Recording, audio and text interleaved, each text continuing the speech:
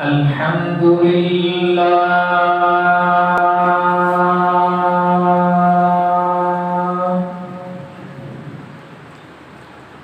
الحمد لله نحمده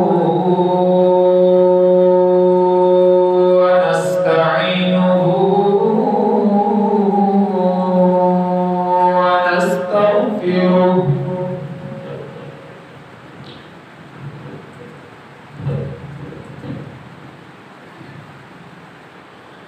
ونؤمن به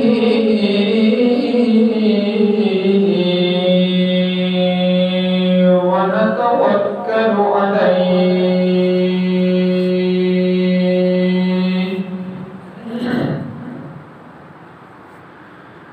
ونعوذ بالله من شرور أنفسنا ومن سيئات أعمالنا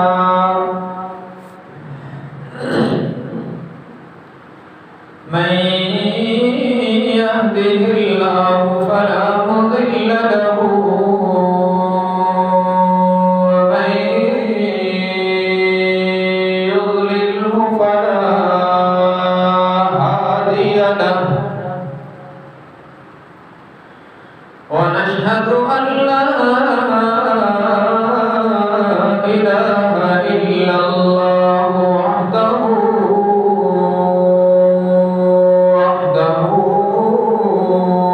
لا شريك له ونشهد أن سيدنا وسندنا وشفيعنا قائدنا الأعظم وهادينا ومرشدنا ومقوانا وملجأنا ومولانا محمدا عبده ورسوله أرسله بالحق بشيرا ونذيرا وداعيا إلى الله بإذنه وسراجا منيرا وصلى الله تعالى عليه وعلى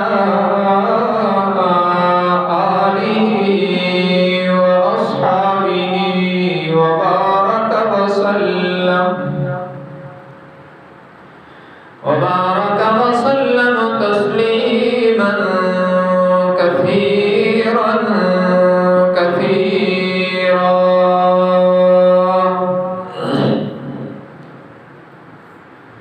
أما بعد فأعوذ بالله من الشيطان الرجيم بسم الله الرحمن الرحيم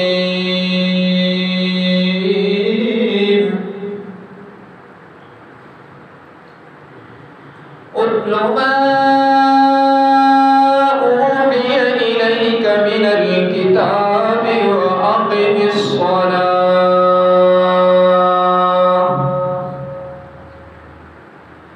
إن الصلاة تنهى عن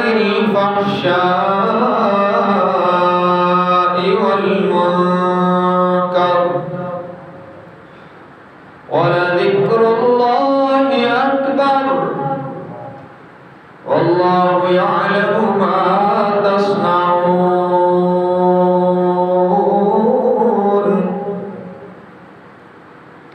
وقال الله تبارك وتعالى في كلام المقدس على مقام آخر ما يبدل القول لدي وما أنا بظلام للعبيد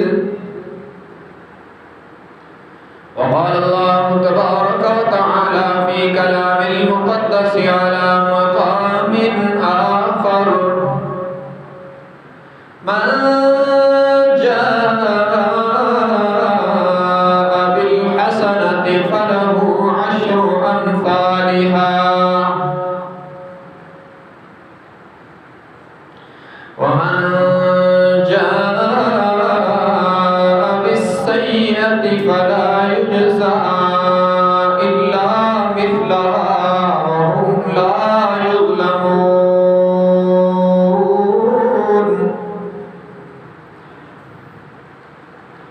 وقال النبي صلى الله تبارك وتعالى عليه وسلم: مفتاح الجنة الصلاة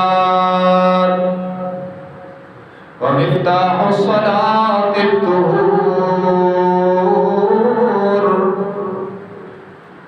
وقال النبي صلى الله تبارك وتعالى عليه وسلم: الصلاة عماد الدين.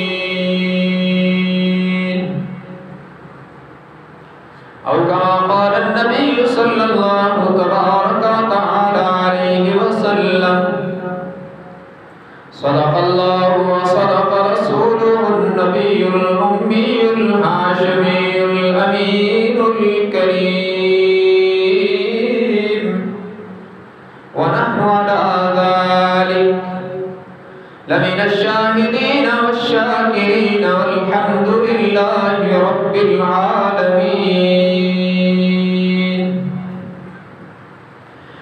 إن الله وملائكته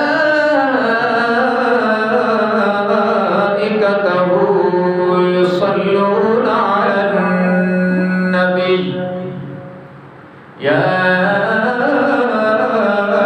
أيها الذين آمنوا صلوا عليه وسلموا تسليما. اللهم صل على محمد وعلى آل محمد كما صليت على إبراهيم وعلى آل إبراهيم إنك حميد مجيد. اللهم بارك على محمد وعلى آل محمد كما باركت على إبراهيم وعلى آل إبراهيم إنك حميد مجيد.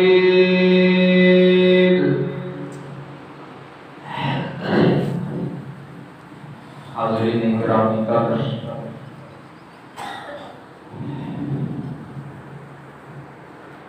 آپ صلی اللہ علیہ وسلم کے سفر معراج کو بیان کرتے ہوئے آج یہ تیسرا جمعہ المبارک ہے۔ گزشتہ دو جمعوں کے خطبوں میں چار باتیں عرض کی گئی۔ معراج کیا ہے، معراج کب ہوا ہے، معراج کیوں ہوا ہے اور معراج کیسے ہوا ہے۔ یہ چار پوائنٹ ڈسکس کر دیے گئے ہیں۔ آج کی گفتگو میں یہ عرض کرنا ہے کہ معراج سے امت کو کیا ملا ہے۔ تو اس کو بالکل مختصر طور پر یوں سمجھیں کہ حضور اکرم صلی اللہ علیہ وسلم کے سفر معراج کے نتیجے میں اللہ نے امت کو بھی معراج عطا کیا ہے۔ کیوں؟ جب اللہ سے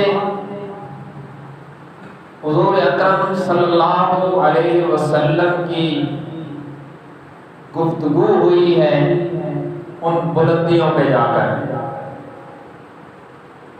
تو جناب رسالت مآب صلی اللہ علیہ وسلم نے بارگاہ رب العالمین میں 3 تحفے پیش کیے۔ اللہ کے دربار عالی شان میں نبی مکرم صلی اللہ علیہ وسلم نے اپنی طرف سے 3 تحفے پیش کیے، جن کا خلاصہ یہ تھا کہ میرے اللہ سب کچھ آپ کے لیے۔ وہ کیا ہے؟ التحیات للہ والصلوات والطیبات۔ یہ 3 وہ گفٹ ہیں، 3 ہدیے اور 3 تحفے ہیں جو حضور اکرم صلی اللہ علیہ وسلم نے بارگاہ رب العالمین میں پیش کیے۔ التحیات للہ والصلوات والطیبات، مطلب یہ ہے کہ اے الہ العالمین، اے ہمارے اللہ، میرے بدن کی ساری عبادتیں اور میری زبان کی ساری عبادتیں، میرے مال کی ساری عبادتیں فقط تیرے ہی لیے ہیں۔ اس کا خلاصہ کیا ہے کہ یا اللہ میرا سب کچھ آپ کا ہے، میری زبان حرکت کرے تو آپ کے لیے، میرا بدن حرکت کرے تو آپ کے لیے، میرا مال خرچ ہو تو وہ بھی آپ کے لیے، میرا سب کچھ آپ کے لیے ہے۔ گویا بارگاہ رب العالمین میں حضور اکرم صلی اللہ علیہ وسلم نے یہ 3 جملے کہہ کر یہ اظہار کیا کہ میرے مالک، میں آپ کی بارگاہ میں عاجزی لے کے آیا ہوں۔ اب اللہ نے یہاں ڈائریکٹ اپنے نبی کو 3 کے بدلے میں 3 دی۔ حضور نے 3 تحفے پیش کیے، اللہ نے بھی جواب میں حضور کو 3 تحفے دیے۔ میرے آقا نے عرض کیا میری بدنی عبادت، زبانی عبادت، مالی عبادت للہ، خالص اللہ کے لیے۔ اللہ نے ان 3 کے جواب میں فرمایا السلام علیک ایھا النبی ورحمۃ اللہ وبرکاتہ۔ 3 ادھر 3 تحفے پیش کیے، رب نے 3 تحفے دیے۔ السلام علیک ایھا النبی، میرے نبی ساری سلامتیاں تیرے لیے، پہلا۔ ورحمۃ اللہ، اور اللہ کی ساری برکتیں بھی آپ پر، اللہ کی ساری رحمتیں بھی آپ پر، دوسرا تحفہ۔ تیسرا وبرکاتہ، رب کی ذات جو برکتوں کی ابتدا اور برکتوں کا مرکز ہے، اس کی سب سے زیادہ برکتوں کی برسات بھی آپ کے وجود پر۔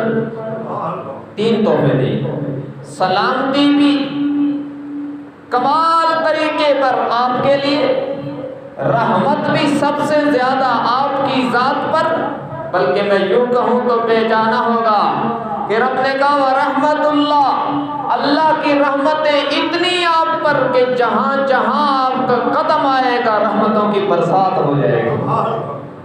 اور وہ برکاتہ، برکتوں کی برسات بھی آپ پر۔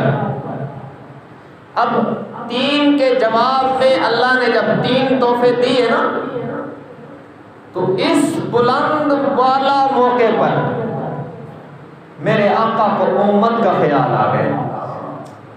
دیکھیں نا، یہاں دنیا کا دستور یہ ہے کہ اونچے منصب پہ جا کر لوگ نیچے والوں کو بھول جاتے ہیں، کہتے ہیں جی ہم نے ووٹ دے دے کر جتوایا تھا، اب ان کا فون ہی بند ہوتا ہے، کیونکہ وہ چلے گئے اونچے منصب پہ، ایم ایل اے بن گئے، ایم پی اے بن گئے، وزیر بن گئے۔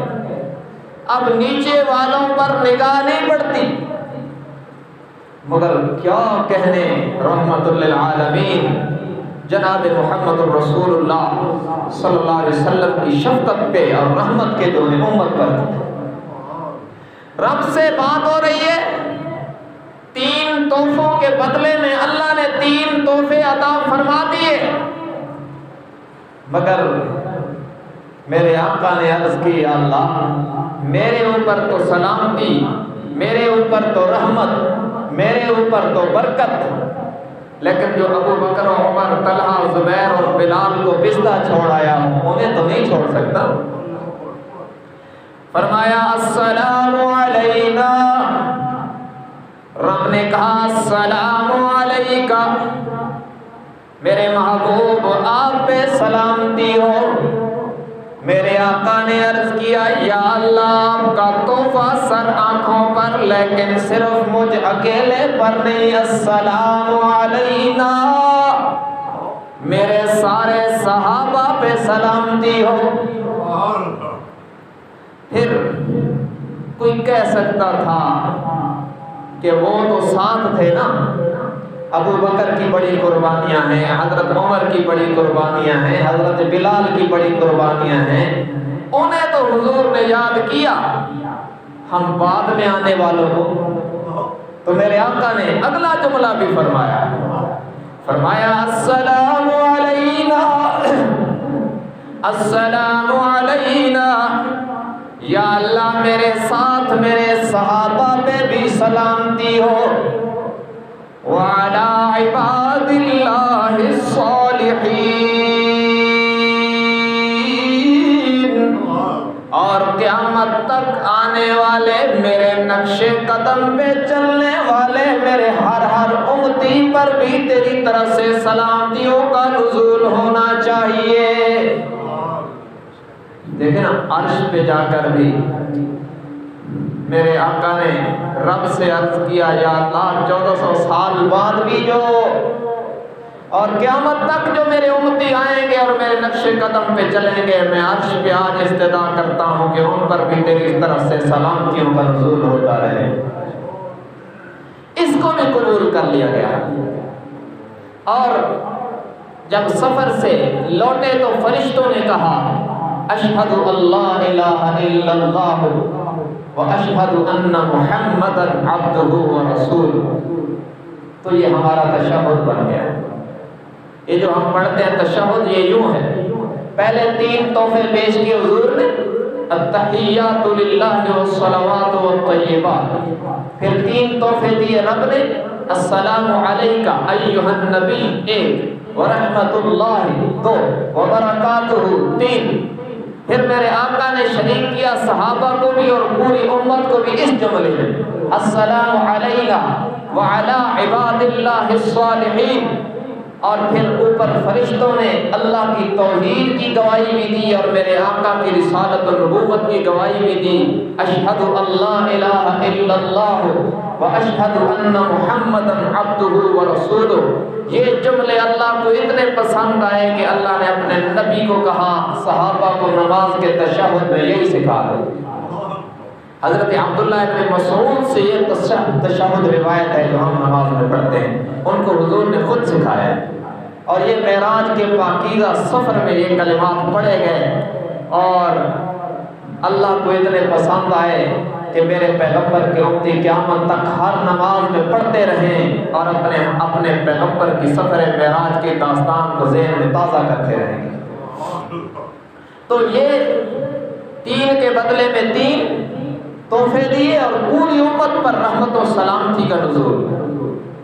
اب جب اس سفر سے واپس آنے لگے تو حضور اکرم صلی اللہ علیہ وسلم نے فرمایا اعطیت لیلۃ المعراج 3 اشیاء، اللہ نے اپنے حبیب کو سفر معراج میں بطور خاص قیامت تک آنے والی ساری امت کے لیے 3 تحفے دے کر بھیجا۔ اب دیکھیں نا کسی بڑے آدمی نے کوئی تحفہ آپ کو دیا ہو، بڑی قدر سے دیکھا جاتا ہے، یہ فلاں حضرت نے مجھے تحفے میں یہ چیز دی تھی، تو وہ چیزیں کتنی قیمتی ہیں جو ہمارے لیے اللہ نے اپنے نبی کو عطا فرمائے کہ یہ میری طرف سے تحفے ہیں اپنی امت کو دینا. ان کی قدر ہمیں ہونی چاہیے نا اس طرح کہ یہ میرے رب نے اس بلندی پر عطا کیے ہیں جس بلندی پر مخلوق میں نہ ان سے پہلے کوئی گیا ہے نہ بعد میں جائے گا. وہاں عرش علا پر اپنے حبیب کو 3 تحفے دیے اور یہ خود حضور صلی اللہ علیہ وسلم نے امت کو بتلایا. اعطیت لیلۃ المعراج 3 اشیاء. اللہ نے 3 تحفے دیے معراج کی رات. پہلا تحفہ دیا 50 نمازوں کا. اب حضور جب سفر معراج سے لوٹے تو 7ویں آسمان پر تھے حضرت ابراہیم علیہ السلام. ان سے ملاقات ہوئی, ان کو بتایا کہ اللہ نے میری امت کو 50 نمازیں عطا کی. انہوں نے کوئی تبصرہ نہیں کیا. 6ٹھے آسمان پر تھے حضرت موسیٰ علیہ السلام. ان کو بتایا کہ اللہ نے میری امت کو 50 نمازوں کا تحفہ دیا. انہوں نے کہا بہت زیادہ ہے, یہ آپ کی امت کے لیے مشکل ہو جائے گی. سوال ہو سکتا ہے کہ حضرت ابراہیم علیہ السلام نے کیوں نہیں کہا کہ یہ بہت زیادہ ہے؟ حضرت موسیٰ علیہ السلام نے کیوں کہا؟ حضرت ابراہیم نے کیوں نہیں کہا؟ اگر آپ کا ذہن حاضر ہو تو میں یہ بات سمجھانے لگا ہوں. حضرت ابراہیم ہے اللہ کے خلیل اور حضرت موسیٰ ہیں اللہ کے کلیم. خلیل اس کو کہتے ہیں جو اپنے محبوب کے اشاروں پر سب کچھ لٹا دے, کیوں نہ کرے. بذلت نفسی للنیران ولدی للقربان مالی للزیفان ہا انا خلیل الرحمن. حضرت ابراہیم سے کسی نے پوچھا نا کیف کنت خلیلا, آپ اللہ کے خلیل کیسے بنے؟ تو فرمایا اللہ نے کہا اولاد پیش کر, میں نے جنگل میں چھوڑ دی. رب نے کہا ذبح کر, میں نے بیٹے کے گلے پہ چھری رکھ دی.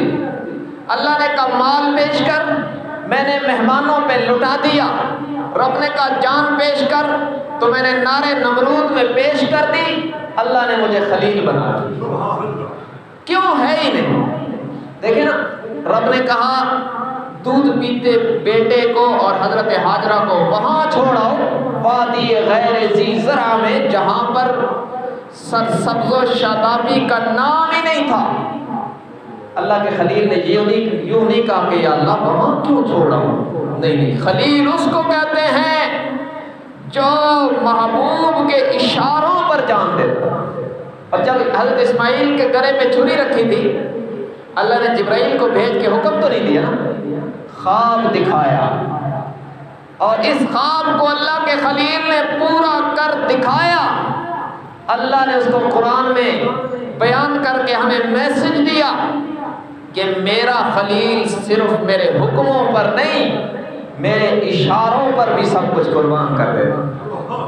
تو وہ تھے خلیل. ان کے مزاج میں یہ تھا ہی نہیں. ان کے مزاج میں یہ تھا کہ سر تسلیم خم ہے جو مزاج یار میں آیا. انہوں نے کہا ٹھیک ہے, میرے اللہ نے 50 کی تو 50 ہی ٹھیک ہے. حضرت موسیٰ علیہ السلام تھے کلیم. کلیم اس کو کہتے ہیں جو بات کرتا ہو. یہ تو اللہ سے باتیں کرتے تھے نا. دیکھیں نا, اللہ نے ان سے پوچھا تھا ما تلک بیمینک یا موسیٰ, ہاتھ میں عصا لیے ہوئے تھی. کوئی دور پر اللہ نے کہا آپ کے ہاتھ میں کیا ہے؟ تو اس کا اتنا سا جواب تھا نا کہ میرے ہاتھ میں لاٹھی ہے.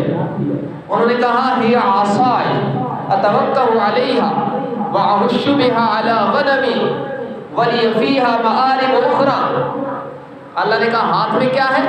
انہوں نے کہا یہ لاٹھی ہے, اس پر سہارا لگاتا ہوں اور اس سے پتے جھاڑ کے بکریوں کو کھلاتا ہوں, اور بھی بہت سارے کام ہیں جو میں اس سے لیتا ہوں. یہ کہنے کی کیا ضرورت تھی؟ یہ اس لیے کہا کہ وہ تھے اللہ کے کلیم، رب سے باتیں کرنے کا انہیں شوق تھا۔ تو خلیل نے تو کہا ٹھیک ہے، جو رب کا حکم ہے وہ ٹھیک ہے۔ کلیم نے کہا رب سے عرض کرو تھوڑی کرے، یہ نہیں ہوگا۔ ایک بات۔ دوسری بات یہ تھی کہ اللہ کو بھی یہی منظور تھا۔ کیوں؟ حضرت موسیٰ علیہ السلام نے کہا تھا کوہ طور پہ رب ارنی، یا اللہ اپنا دیدار تو کروا دے۔ تو رب نے فرمایا لن ترانی، میرے کلیم تو ہرگز مجھے نہیں دیکھ سکتا، میری تجلیات کو دیکھنے کی طاقت تیرے اندر نہیں ہے۔ اب رب نے کہا میرا کلیم مجھے تو نہیں دیکھ سکا، جو سب سے میرے قریب میرا حبیب آیا ہے نا، چلے اسے تو بار بار دیکھتا رہے نا، اس لیے بار بار لوٹائے جاتے رہے۔ حضرت موسیٰ علیہ السلام نے کہا بہت ہیں، حضور واپس تشریف لے گئے۔ اللہ نے 5 کم کر دی، 45 ہو گئے۔ پھر حضرت موسیٰ علیہ السلام نے کہا بہت ہیں، پھر دوبارہ حضور تشریف لے گئے، 40 ہو گئی۔ یہ 9 بار میرے آقا واپس جاتے رہے، بالآخر 5 ہو گئی۔ تو حضرت موسیٰ علیہ السلام نے کہا میری امت پر 2 تھی اور انہوں نے 2 کو پڑھنے میں کوتاہی کی ہے، آپ کی امت 5 کیسے پڑھے گی؟ نبی علیہ السلام نے فرمایا استحییت ربی، اب تو مجھے اللہ کے پاس جاتے اور کمی کرواتے ہوئے شرم آتی ہے۔ تو 5 پکی ہو گئی۔ اب رب العالمین جو علام الغیوب ہے، اللہ نے دیکھا کہ میں نے 50 دی، ہو گئی 5، تو میرے محبوب کو یہ بھی تو پریشانی ہوگی نا کہ میری امت کا ثواب کم ہو گیا۔ ظاہر ہے 50 ہیں اور 5 ہیں، فرق تو بہت ہے گنتی کا، 45 نمازیں کم ہو گئی۔ تو رب نے 2 باتیں کہی، قرآن میں 2 ضابطے بتلائے اپنے دربار لا یزال کے، اپنے دربار عالیہ کے 2 قانون۔ ایک قانون سورہ انعام کے آخری رکوع میں، اور دوسرا قانون سورہ قاف جو 26ویں پارے میں، اس کے دوسرے رکوع کی آخری آیت۔ دونوں ضابطوں کو سنو، میں اگلی بات کرتا ہوں۔ فرمایا من جاء بالحسنۃ فلہ 10 امثالها ومن جاء بالسیئۃ فلا یجزی الا مثلها وهم لا یظلمون۔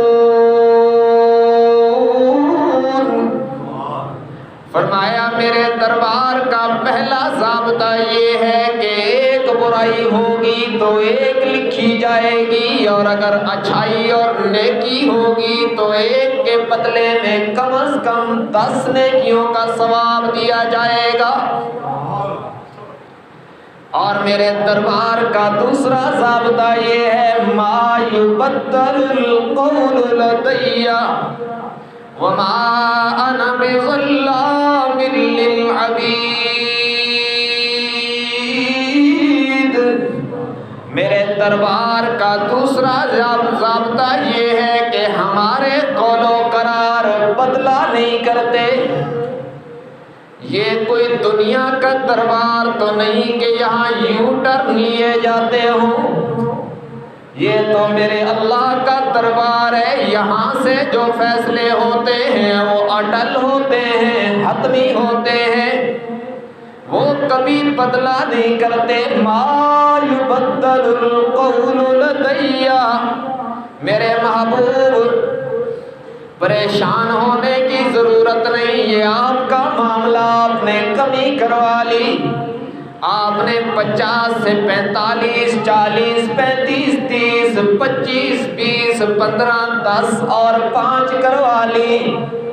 یہ تعداد کی کمی آپ کی طرف سے ہوتی رہی، ہو گئی، یہ آپ کا معاملہ تھا۔ لیکن جہاں تک تعلق ہے میرے دربار کے ضابطوں کا، جہاں تک تعلق ہے میری وسیع رحمت کا، جہاں تک تعلق ہے میری طرف سے اپنے بندوں پر رحمتیں نچھاور کرنے کا، اپنے بندوں سے پیار کرنے کا، وہ ضابطہ اب بھی موجود ہے، بدلا نہیں۔ اپنی امت کو بتلا دو، تمہاری طرف سے 50 سے 5 ہو گئی، آپ کی امت 5 پڑھتی رہے گی، میں ثواب 50 کا دیتا رہوں گا۔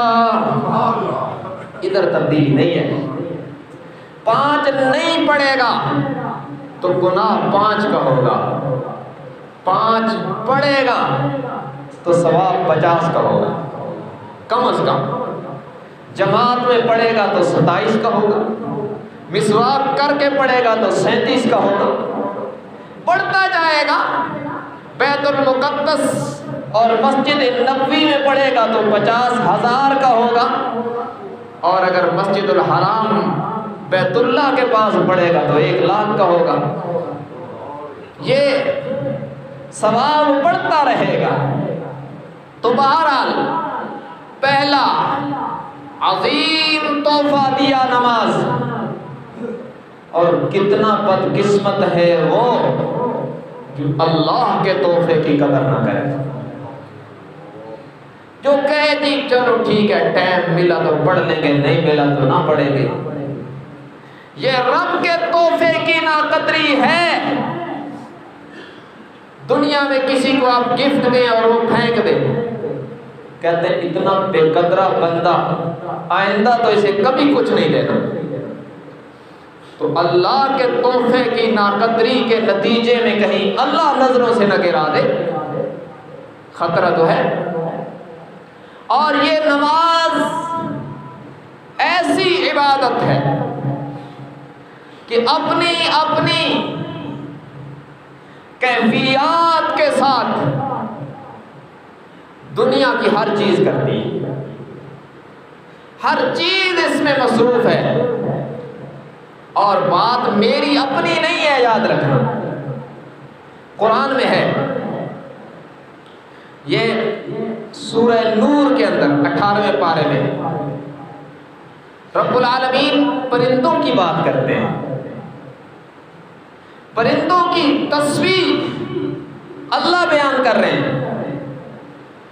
فرمایا أَلَمْ تَرَ أَنَّ اللَّهَ يُسَبِّحُ لَهُ مَن فِي السَّمَاوَاتِ وَالْأَرْضِ وَالطَّيْرُ صَافَّاتٍ كُلٌّ قَدْ عَلِمَ صَلَاتَهُ وَتَسْبِيحَهُ وَاللَّهُ عَلِيمٌ بِمَا يَفْعَلُونَ۔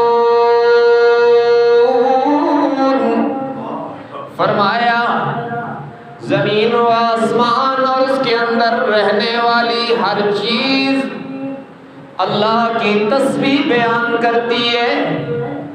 نماز بھی تو یہی ہے، سبحانک اللہم وبحمدک وتبارک اسمک وتعالی جدک ولا الہ غیرک۔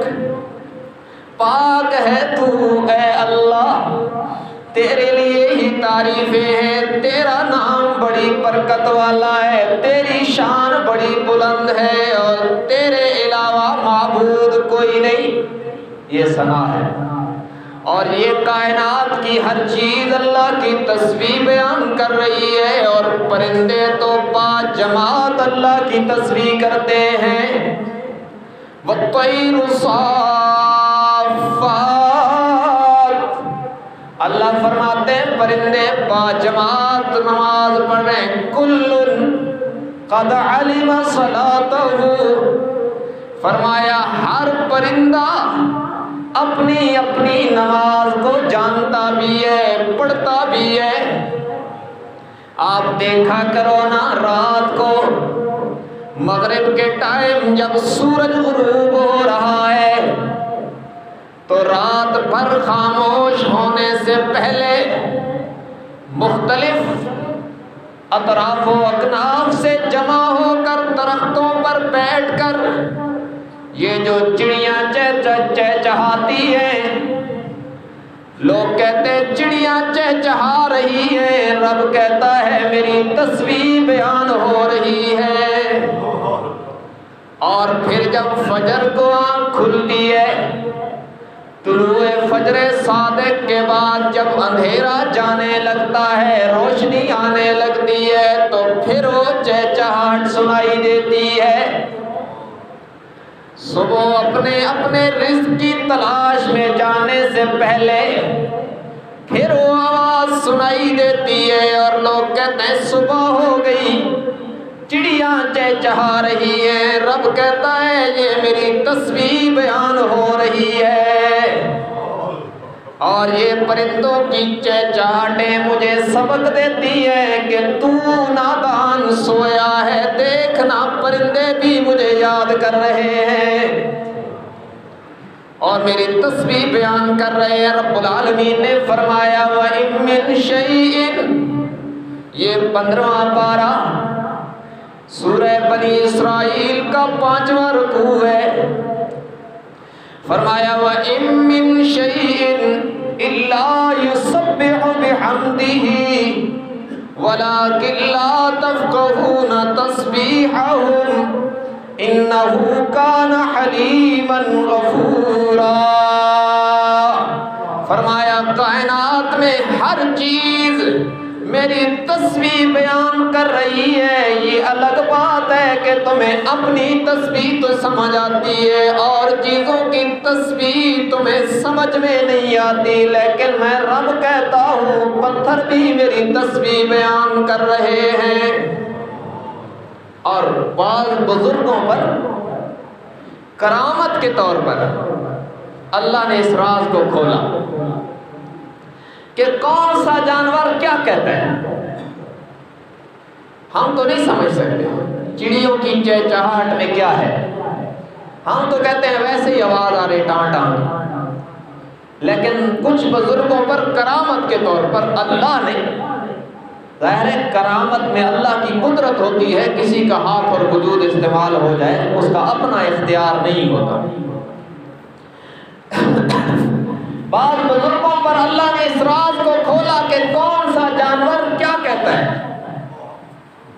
انہوں نے کہا گدھا، کہتا ہے نا یہ بندہ، یہ کوئی بندہ ہے گدھا ہے، مطلب ہے کہ گھٹیا جانور سمجھا جاتا ہے۔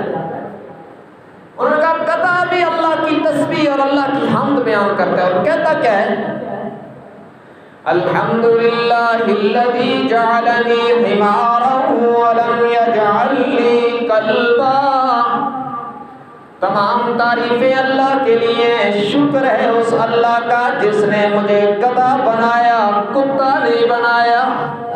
کیوں کہ جہاں پہ پالتو کتا ہو جو بغیر ضرورت کے رکھا گیا ہو، حفاظت کا ہو تو الگ بات ہے، جو بغیر ضرورت کے شوقیہ کتے پالتے ہیں لڑانے کے لیے، جہاں پہ ایسا کتا ہو وہاں رحمت کا فرشتہ نہیں آتا۔ تو وہ کہتا ہے یا اللہ تیرا شکر، تو نے مجھے گدھا بنایا، کتا نہیں بنایا، تیری اس پر تعریف کرتا ہوں۔ کتا کیا کہتا ہے الحمدللہ الذی جعلنی کلبا ولم یجعلنی خنزیرا۔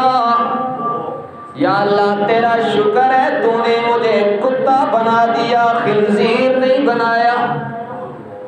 اور یہ بھی نہ کہنا کہ خنزیر کا نام لے لیا، لوگ کہتے ہیں خنزیر کا لفظ زبان سے نکال دو تو 40 دن ایمان نہیں آتا۔ بھئی یہ لفظ قرآن میں بھی آیا ہوا ہے وَاتَّقُوا وَلَحْمَ الْخِنزِيرِ، تو پھر کیا کہیں گے؟ کسی کو کہنا نہیں کہ تو ایسا ہے، کسی بندے کو خنزیر نہیں کہنا، وہ گناہ ہے، لیکن یہ بات بھی غلط ہے کہ یہ لفظ زبان پہ آئے تو 40 دن ایمان نہیں آتا، یہ اپنی بنائی ہوئی بات ہے۔ تو وہ کہتا ہے اللہ تیرا شکر کہ تو نے مجھے کتا بنایا، خنزیر نہیں بنایا۔ کیوں کہ خنزیر نجس العین ہے، یہ جو کھال ہے نا گدھے کی کتے کی، یہ رنگنے سے پاک ہو جاتی ہے، یہ فقہ کا مسئلہ ہے، اس کو طباغت کہتے ہیں۔ لیکن خنزیر ایسا جانور ہے اس کی کھال ہزاروں فیکٹریوں میں کیمیکل لگانے سے بھی پاک نہیں ہوتا، یہ نجس العین، تمام ناپاک حرام جانوروں میں سب سے زیادہ نجس خنزیر ہے۔ تو وہ کتا کہتا ہے یا اللہ تیرا شکر تو نے کتا تو بنا دیا، خنزیر نہیں بنایا۔ اور خنزیر جو سب سے زیادہ نجس ہے وہ بھی اللہ کی تسبیح کرتا ہے. کتنا بدقسمت ہے وہ بندہ جو نہیں کرتا. وہ کہتا کیا ہے؟ الحمدللہ الذی جعلنی خنزیرا ولم یجعلنی تارک الصلاۃ. یا اللہ تیرا شکر، تیرا کرم، تیرا فضل کہ تو نے مجھے خنزیر بنا دیا، بے نمازی نہیں بنایا. اس لیے کہ جو سزا بے نمازی کو ملے گی میں اس سے تو بچ جاؤں گا. تو ہم چیک کر لیں اپنے آپ کو کہ جس بدقسمت سے خنزیر بھی پناہ مانگتا ہے، یا اللہ تیرا شکر ہے خنزیر بنا دیا، بے نمازی نہیں بنایا. اس لیے کہ جو سزا اس کو بھگتنی پڑے گی وہ اس کو تو نہیں. اور یاد رکھو یہ بات، اچھی طرح ذہنوں میں بٹھاؤ، نماز کو معمولی سمجھنے والے اپنے دلوں کی کھڑکیاں کھول کے یہ بات سن لو. ملک الموت کو حکم ہے اللہ کی طرف سے کہ نماز کے ٹائم میں نظر رکھے کون کون نماز پڑھتا ہے. جو نمازی ہیں اسے حکم ہے کہ موت کے وقت ان پر نرمی کرنا، اور جو بے نمازی ہے اس پر نرمی کا حکم نہیں، اسے وہ سختی کے ساتھ اس کی روح قبض کریں گے. اور نماز ایسی عبادت ہے جس کی وجہ سے دنیا میں برکات کا نزول رہے گا، بہت کچھ ہوگا. موت کے وقت ایمان پر اللہ اس کی برکت سے پیرا بھی دلوائے گا. میں یہ روایت اکثر دہراتا ہوں، شاید کسی کے دل میں اتر جائے یہ بات کہ موت کے وقت، حدیث میں ہے کہ موت کے وقت انسان کے پاس شیطان آتا ہے اس کے پہلے رشتہ داروں کی شکل میں، جو مر چکے ہیں نا، کسی کا باپ گیا، کسی کی ماں گئی، ان کی شکل میں شیطان آ جاتا ہے اور اس کو کہتا ہے کوئی جنت جہنم نہیں ہے معاذ اللہ. آپ نے سنا ہوگا، میں نے سنا ہے کئی لوگوں کے متعلق کہ وہ مرنے سے پہلے کہتے ہیں او فلاں تو آ گیا، او فلاں تو آ گیا. یہ بندہ نہیں آتا، شیطان اس کی شکل میں آتا ہے اور اس کو ورغلاتا ہے. اور اگر یہ اس کے کہنے پر کہہ دے کہ واقعہ کوئی جنت جہنم نہیں معاذ اللہ، تو وہ تو کافر ہو گیا. اور جو مرنے سے پہلے کافر ہو گیا وہ جہنم میں جائے گا اور کبھی نہیں نکلے گا. ظاہر ہے جہنم سے نکلنے کے لیے بھی ایمان ضروری ہے. اب جب یہ شیطان نمازی کے پاس آتا ہے نا، اللہ نے نمازی کے ساتھ ایک فرشتے کی ڈیوٹی لگائی ہے کہ تیرا کام یہ ہے جب اس کے پاس شیطان آئے اسے برگلانے کے لیے تو اسے دھکا مار دے، اسے کہنا بدبخت دفع ہو جا، اس نے رب کا سجدہ قضا نہیں کیا، آخری وقت ایمان لوٹنے کے لیے آیا ہے، میں رب کی طرف سے اس کے ایمان پر پہرا دلوانے آیا. تو موت کے وقت ایمان سلامت رہے گا نماز کی برکت سے. اس لیے نمازی بنو، یہ چھوٹے چھوٹے بہانے بنا کر نمازیں نہ چھوڑو، ورنہ موت کے بعد بڑی مصیبت میں مبتلا ہونا پڑے.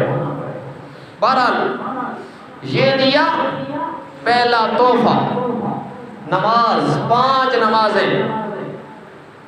دوسرا تحفہ دیا سورۃ البقرہ کی آخری آیات. یہ جو قبر پہ بھی پڑھتے ہیں سورۃ البقرہ کی پہلی آیات مفلحون تک اور آخری آیات آمن الرسول سے لے کر آخر تک. اور فرمایا اللہ کے نبی نے کہ یہ سورۃ البقرہ کی آخری آیات جنت کے خزانوں میں سے خزانے ہیں. میں وقت چیک کر رہا ہوں، میں ان کی تشریح کرنے کا وقت نہیں ہے. ان میں کیا ہے؟ اللہ نے ہمیں معافی مانگنے کا طریقہ ان آیات میں بتلایا ہے. اللہ کی ذات و صفات پر، تمام ایمانیات پر ایمان اختصار کے ساتھ اللہ نے بتلایا کہ مومن ہوتا وہ ہے جو اللہ کی ذات و صفات پر، اللہ کی تمام کتابوں پر، اللہ کے تمام رسولوں پر، فرشتوں پر، سب پر ایمان رکھتا ہے اور پھر دربار رب العالمین میں عاجزی کا اظہار کرتا ہے۔ یہ ان آیات کا خلاصہ ہے۔ لا یکلف اللہ نفسا الا وسعها، لا ربنا لا تؤاخذنا ان نسینا او اخطأنا، یہ دعا ہے جو سفر معراج کے تحفے میں آئی ہوئی ہے۔ کیا ہے؟ اے میرے رب، اگر مجھ سے خطا ہو جائے یا میں بھول کے نافرمانی کر بیٹھوں، مجھے نہ پکڑنا۔ اور اگلی بات، ربنا ولا تحمل علينا إصرا كما حملته على الذين من قبلنا، اے اللہ مجھے ایسے بوجھ میں مبتلا نہ کرنا، ایسی مشکل میں مبتلا نہ کرنا جس طرح کی مشکلات میں پہلی امتیں مبتلا ہوئی۔ کیا مطلب؟ بنی اسرائیل سے غلطی ہوئی، اللہ نے کہا پہاڑ پہ چڑھ جاؤ اور اپنے آپ کو قتل کرو تب تمہاری توبہ قبول ہے۔ پہلی امتوں سے غلطی ہوئی تو بندر اور خنزیر بنا دیا گیا۔ قرآن میں یہ بات ہے، کہانی نہیں ہے، قرآن میں ہے بندر اور خنزیر بنا دیے گئے، چہرے بدل گئے۔ مگر اس امت کو یہ دعا سکھائی کہ یا اللہ ہمارے ساتھ پہلی امتوں جیسا معاملہ نہ کرنا۔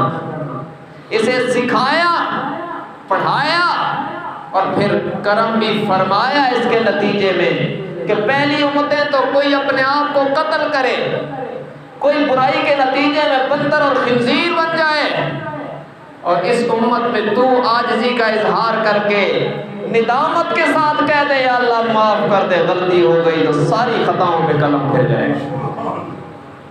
ربنا ولا تحملنا ما لا طاقت لنا به، اے اللہ میری حیثیت سے بڑھ کے مجھ سے سوال نہ کرنا۔ واعف عنا، درگزر کا معاملہ فرمانا۔ واغفر لنا، مجھے معاف کرتے رہنا۔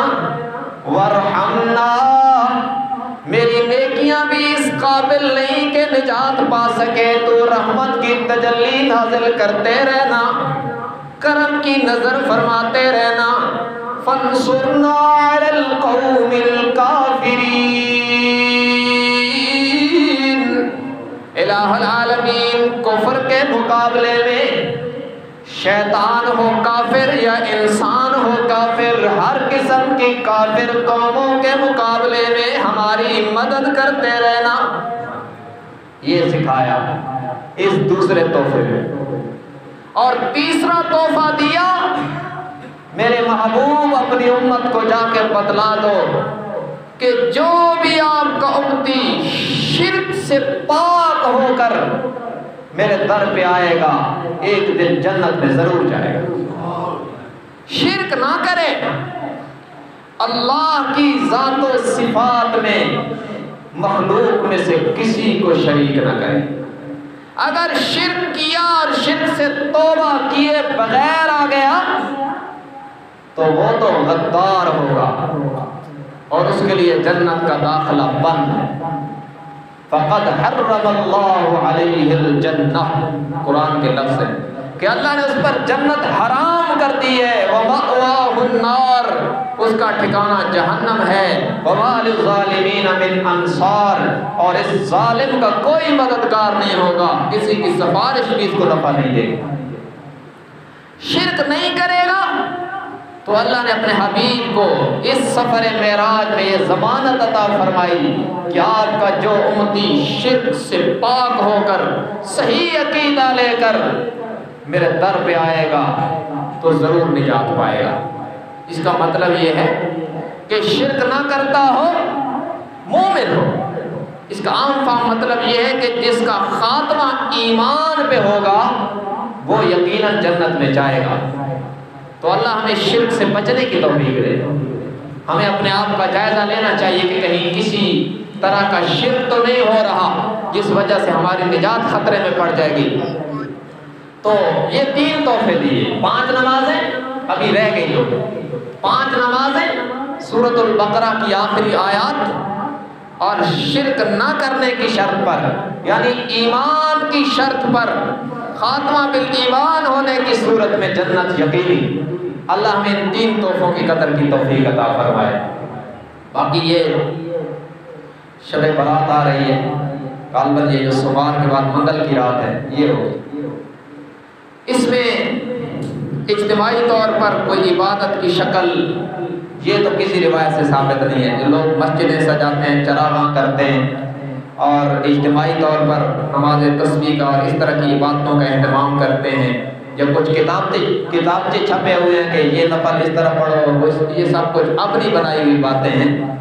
باقی یہ ہے کہ اس طرح توبہ استغفار کریں انفرادی طور پر، تو اللہ رب العزت کی رحمتیں پہلے سے زیادہ برستی ہیں، تو اپنے گناہوں کی معافی مانگنے کی کوشش کریں۔ 15 شعبان کا روزہ اگر توفیق ہو تو وہ رکھیں تو ثواب ہوگا۔ اس کے علاوہ جو کچھ اس رات کے ساتھ لگایا گیا ہے وہ سب اپنی بنائی ہوئی باتیں ہیں۔ اللہ تبارک و تعالی ہمیں قرآن و سنت کی صحیح سمجھ اور اس پر عمل کی توفیق عطا فرمائے۔ وآخر دعوانا الحمد للہ رب العالمین۔